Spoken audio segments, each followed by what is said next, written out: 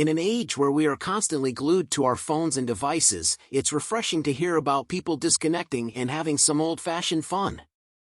A group of tourists recently made headlines for doing just that, as they rented out an entire island in order to play a game of hide and seek. The story begins with a group of friends who had been planning a vacation together for months. They wanted to do something unique and memorable, so one of them came up with the idea of renting out an entire island just for themselves. After some research, they stumbled upon an uninhabited island off the coast of Croatia that was available for rent. At first, the group had planned on spending their time on the island lounging on the beach and drinking cocktails. But during their flight over, they started talking about childhood games and reminisced about playing hide and seek. One thing led to another, and soon they were all agreeing to play a game of hide and seek on the island.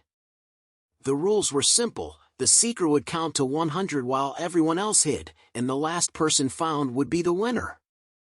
The group quickly got into the spirit of the game, honing their hiding skills and strategizing about the best places to hide.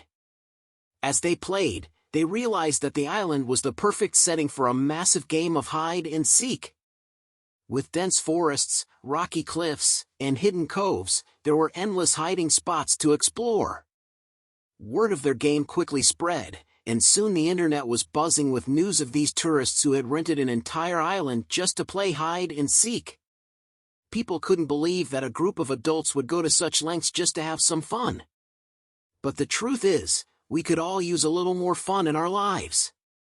In a world where we're constantly connected and always working, it can be easy to forget the joy of simple games like hide and seek. This group of tourists reminded us that it's important to take a break from our screens and have some good old-fashioned fun.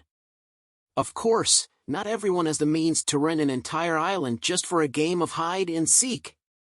But there are plenty of ways to bring some fun back into our lives.